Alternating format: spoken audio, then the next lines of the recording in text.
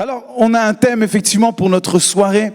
C'était fêtons Noël ensemble. Fêtons Noël ensemble. Mais de quoi parle-t-on réellement? De quoi parle-t-on aujourd'hui? Qui est Noël en vrai?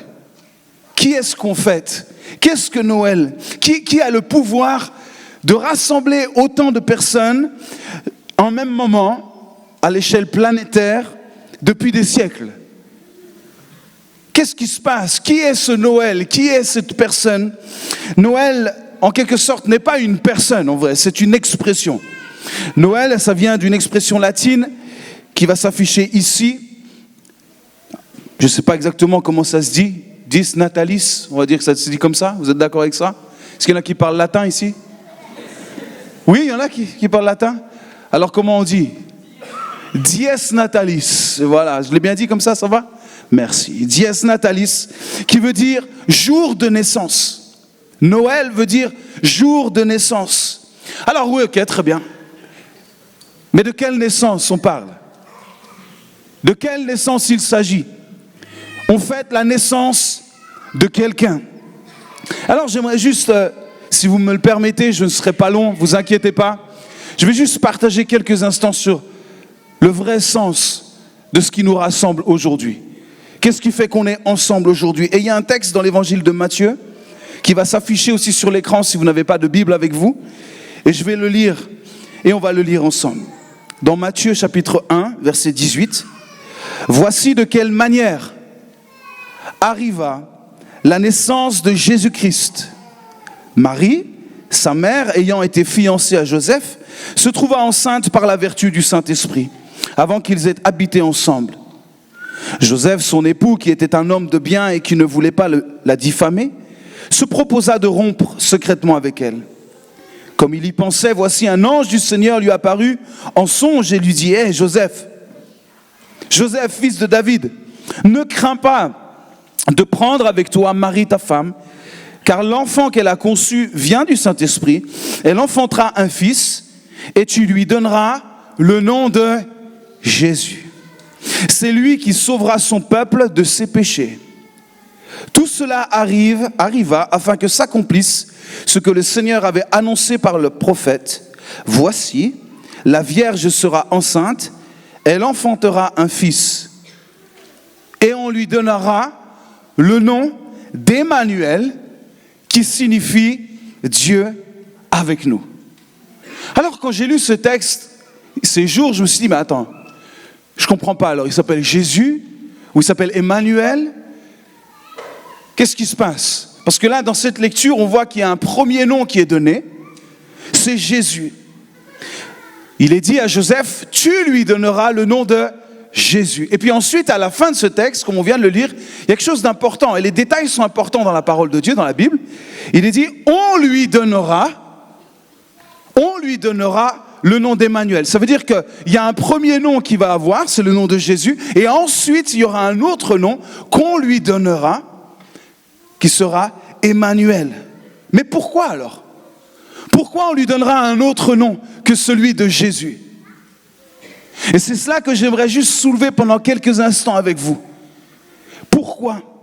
Pourquoi? Parce que tout simplement, ces personnes, ces on-là, on lui donnera, vont découvrir quelque chose d'extraordinaire dans cette personne de Jésus. On lui donnera le nom d'Emmanuel, qui signifie Dieu avec nous. En quelque sorte, Emmanuel, si vous me suivez bien, Emmanuel, c'est le petit surnom à Jésus. En fait, Jésus a un surnom. On l'appelle Emmanuel. Ok, on l'appelle pas Manu. Ok, c'est pas Emmanuel, ça va. Non, c'est pas comme ça que ça se passe. Ok, c'est Emmanuel. Emmanuel, Dieu avec nous. Moi, j'ai un prénom. C'est Mathieu. Certains m'appellent Matt, c'est un petit surnom. Mais j'ai d'autres aussi surnoms. Quand j'étais petit, par exemple, tout le monde m'appelait la tomate. Ça fait rire les enfants en tout cas, c'est bien. Parce que quand je courais, j'étais tout rouge. Vous êtes dans le même cas, madame, je suis sûr. Tout de suite, c'est venu. Bon, ça n'a pas trop changé. Si je cours un petit peu, rapidement, je deviens rouge. Je me dis, ah, la tomate est là. Et puis, moi, je le prenais pas mal. C'était un petit surnom lié à l'apparence que j'avais quand je courais. Et puis, quand je me suis marié, j'ai eu un autre surnom. On est dans l'intimité, on n'est pas nombreux ce soir, on peut se dire des choses. Celui-ci, bon, allez, je vous le livre. Chaton. Oh, c'est pas mal quand même. Oh, chaton. Il n'y en a qu'une qui m'appelle comme ça, ok? Ne vous amusez pas à reprendre ce surnom, ok? Chaton. Et puis, il y a mes enfants aussi qui me donnent un surnom parfois. Papounet. C'est mignon ça, Papounet. On l'accepte facilement celui-là. Puis on a encore quelques-uns, mais on va s'arrêter là. Mais en réalité, il n'y a que ceux qui sont proches qui peuvent donner un surnom. Vrai ou pas? On lui donnera le nom d'Emmanuel. Il n'y a que ceux qui sont proches de Jésus qui peuvent connaître Emmanuel. Dieu avec nous. Il n'y a que ceux qui le connaissent qui peuvent dire effectivement, Emmanuel, Dieu avec nous. Beaucoup l'appellent par son prénom Jésus, Jésus-Christ. Mais j'aimerais vous encourager à l'appeler Emmanuel, à découvrir ce que signifie Emmanuel, à connaître l'extraordinaire. Qui connaît l'extraordinaire de Jésus? Peut-être, comme vous l'avez entendu dans le témoignage, ou certains témoignages où on connaissait le nom de Jésus, on connaissait même le fait d'aller à l'église, mais connaître cette personne qui s'appelle Emmanuel, c'est connaître l'extraordinaire, Dieu avec nous. J'aime le fait que ce ne soit pas simplement Dieu avec moi, mais Dieu avec nous. Vous remarquez ces détails? C'est pas Emmanuel, Dieu avec moi. C'est Emmanuel, Dieu avec nous. Pourquoi? Parce que quand on découvre Jésus, Emmanuel, on découvre qu'on n'est pas seul. On découvre cette famille, on découvre qu'on a des frères et des sœurs, qu'on est cette merveilleuse famille. On découvre la réalité du mot ensemble, la beauté, la puissance du mot ensemble. C'est pour ça que le thème de notre soirée, c'est Fêtons Noël ensemble. Pourquoi? Parce que c'est Emmanuel qui nous rassemble. C'est lui au cœur de nos vies.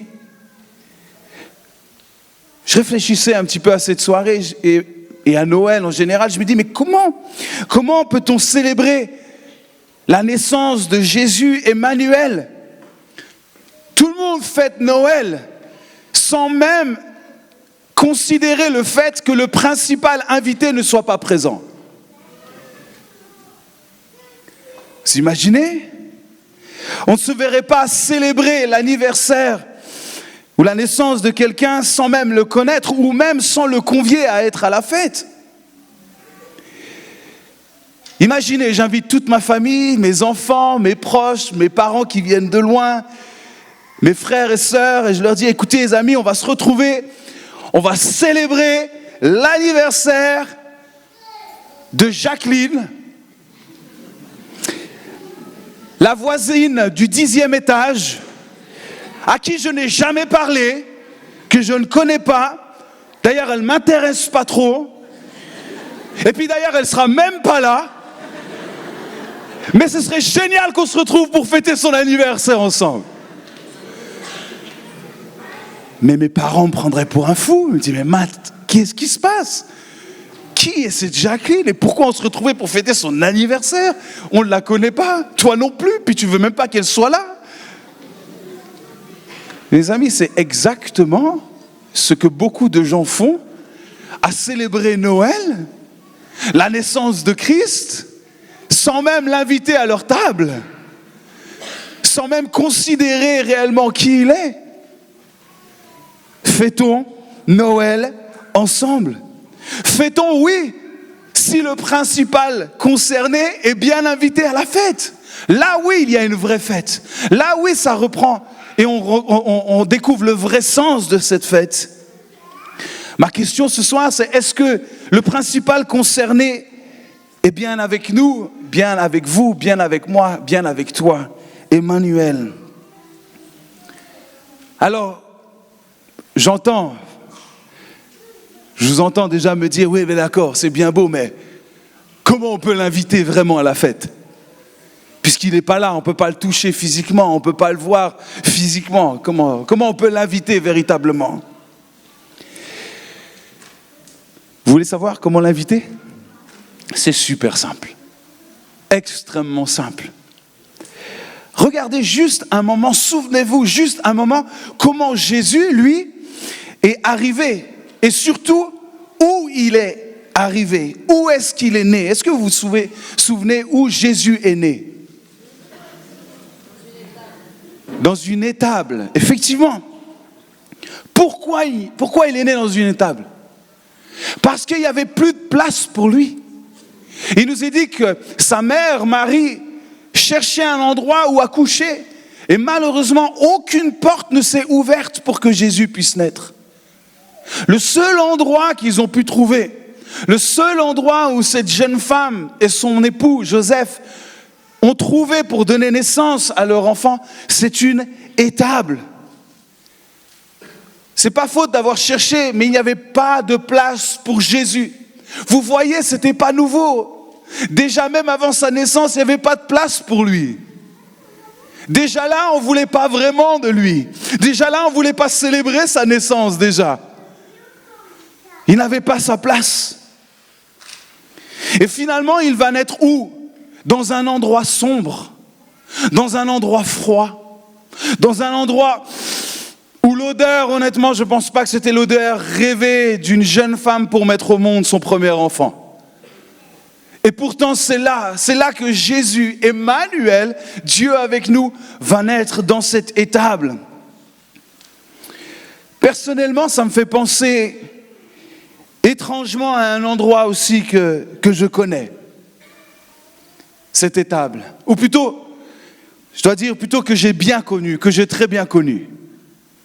Ne vous inquiétez pas, ce n'est pas une adresse que je connais ici. Non, je connais très bien cette adresse, cette étable. Cette étable, c'était mon cœur.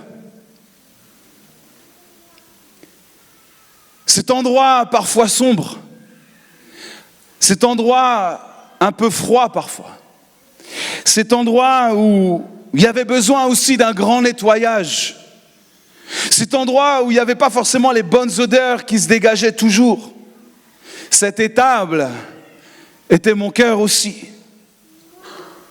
Et puis, j'ai découvert que c'était exactement là que Jésus voulait s'installer. Comme il y a 2000 ans, il cherchait un endroit aussi où s'installer. Et encore aujourd'hui, en fait, il cherche un endroit où s'installer. Et il vient, il frappe aux portes des cœurs.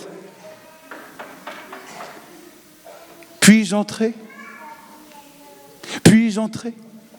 Est-ce qu'il y a un endroit où je peux m'installer? Discuter avec vous? Prendre part à la fête? Est-ce que... Et puis, en réalisant cela, je lui ai ouvert la porte de mon cœur. Je me souviens, j'étais adolescent, 15-16 ans. Et ce jour-là, j'ai voulu lui ouvrir un petit peu de mon cœur et je dis ok, je t'invite à entrer, à prendre place dans l'étable qui est mon cœur. Je souhaite que tu puisses venir t'installer ici. Et c'est ce qu'il a fait. Et depuis lors, j'ai découvert Emmanuel, Dieu avec nous.